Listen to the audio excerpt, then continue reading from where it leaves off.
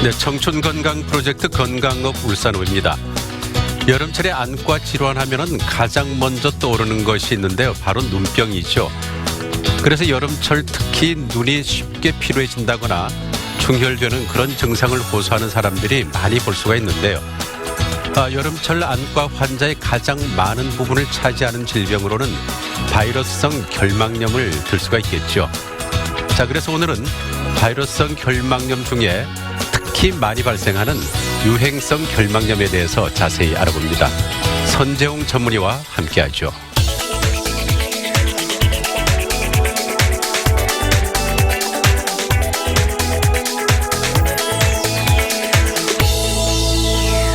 네, 안녕하세요. 이 유행성 결막염의 원인하면 어떤 것들이 있을까요? 네, 더위가 빨리 시작되면서 물놀이 많이들 가시는데요. 이런 시기에 가장 흔히 우리가 만나는 눈 문제는 바로 눈병이 되겠습니다. 이 눈병은 유행성 각결막염을 비롯해서 아폴로 눈병으로도 알려진 출혈성 결막염이 대표적입니다. 눈병은 특히 수영장이나 해수욕장 같이 많은 사람들이 함께 모여 있는 곳에서 폭발적으로 증가합니다. 또 물 자체가 바이러스가 퍼질 수 있는 그런 매개체가 되기 때문에 문제가 됩니다. 그리고 고온 다습한 여름철 기후로 인해서 세균 감염이나 바이러스가 잘 자랄 수 있는 환경이고, 아무래도 야외 활동이 많은 그런 계절이기 때문에 그만큼 자외선에 많이 노출되고 그에 따른 눈 자극도 많아지기 때문에 눈의 면역력이 약해지면 아무래도 바이러스에 의한 눈 감염 역시 더 늘어날 수밖에 없습니다. 그러면 이 원인이라든가 질환에 따라서 분명히 차이가 있을 것 같은데 이 유행성 결막염의 증상은 어떻게 나타납니까? 네, 유행성 각결막염 그리고 아폴로 눈병이나 초기에는 눈곱이 많이 생기고 이물감, 가려움, 눈부심과 같은 그런 증상들이 나타나서 구분하기가 쉽지는 않습니다. 하지만 전염 속도와 눈병의 지속 기간, 또 통증 여부에서 차이가 있는데요. 유행성 결막염의 경우에는 한번 걸리면 치료를 시작하더라도 이것이 바이러스 질환이기 때문에 감기와 마찬가지로 바로 낫지 않고 증상이 최소 일주일 정도는 나빠졌다가 그 이후 서서히 좋아지는 형태로 보통 2, 3주에 걸쳐서 낫게 됩니다. 또한 통증과 눈곱이 아주 심한 것이 특징이고, 주변 사람에게 전염되는 기간이 2주 정도로 꽤 깁니다.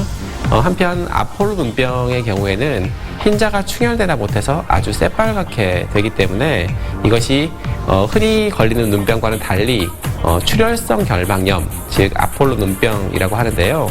지속기간과 전염기간이 유행성 결막염보다는 짧지만 전염력이 굉장히 빠르고 또 강한 것이 특징입니다. 그러면 이 유행성 결막염이라고 진단을 받게 되면 치료는 어떻게 이루어지는지요? 네, 눈병에 걸리게 되면 치료를 시작하더라도 바이러스를 없애는데 약 2주간의 시간이 소요됩니다.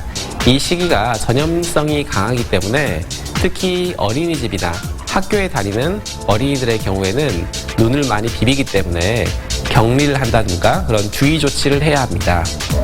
약을 넣어도 처음에는 호전이 별로 없기 때문에 환자 스스로 약을 끊고 식염수라든가 소금물과 같은 민간요법을 하시는 경우도 있는데요.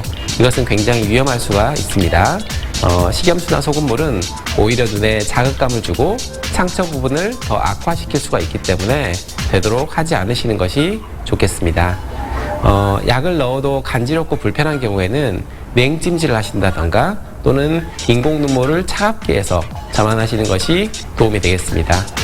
이게 전염력이 강하기 때문에 수건이나 비누, 베개와 같은 개인용품은 가족과 분리해서 사용하시는 것이 좋고, 눈병으로 눈이 빨갛게 보여서 싫다고 안대로 가리는 그런 경우도 있는데 이것은 오히려 분비물 배출을 막고 2차적인 감염이 더 생길 수가 있기 때문에 안대는 좋지가 않습니다. 이 유행성 결막염을 워낙 많이 들어본 그런 질환이기 때문에 쉽게 생각하는 그런 분들이 많이 있죠. 하지만 이걸 결코 가볍게 여겨서는 안 된다는 얘기를 하는데 그 이유는 어디에 있을까요? 네, 유행성 결막염은 쉽게 말씀드리면 눈에 온 감기다라고 생각할 수가 있습니다. 감기와 비슷하게 바이러스 감염이기 때문인데요. 그래서 유행성 결막염도 항생제 치료를 해도 바로 감기처럼 바로바로 낫지 않고 어느 정도 시간이 흘러야 낫는 특성이 있습니다. 이 가장 흔한 합병증은 눈의 표면인 각막 부분에 혼탁을 남기는 것입니다. 미세한 혼탁으로 시력에 영향을 주지 않는 경우들이 대부분이지만 일부 심한 경우에서는 영구적으로 시력이 떨어뜨리는 경우도 있고 특히 결막염이 많이 생기는 어린이들에게는 시력 발달을 안 되게 만드는 원인이 되기도 합니다.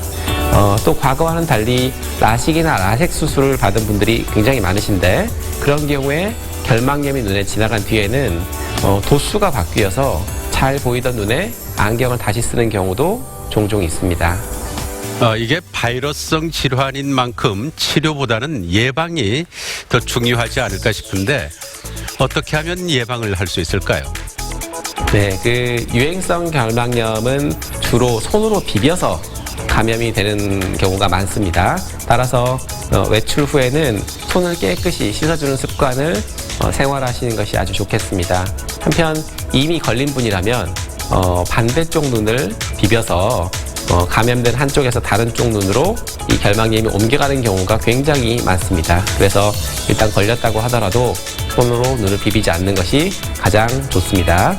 그리고 물놀이를 하시게 될 때는 콘택트 렌즈를 착용하시면 안 좋습니다. 만약에 그 물놀이 시에 콘택트 렌즈 착용이 불가피하다라고 한다면 일회용 자외선 차단 소프트 렌즈를 착용을 하고 물안경을 써서 눈을 보호하는 것이 좋습니다.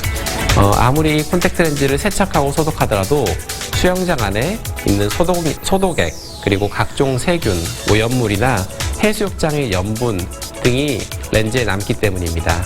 또 물에 묻은 케이스를 실온에 방치하면 거기서도 케이스에서도 세균이 번식할 수가 있기 때문에 햇볕에 말려서 소독하시는 것이 좋겠습니다. 네, 말씀 잘 들었습니다. 흔히 눈에 오는 감기다 이렇게 말하는 유행성 결막염은 그 단기간에 치료하는 방법은 없다고 하죠. 2차적 세균 감염을 막기 위해서는 항생제 안약을 놓고 충분하게 쉬는 것이 가장 빠른 치료 방법이라고 조언을 하고 있는데요. 하지만 전문의의 처방 없이 안약을 사용하게 되면 바이러스의 활성을 높여서 상태를 더 악화시킬 수가 있기 때문에 이걸 조심하는 것이 좋다고 합니다.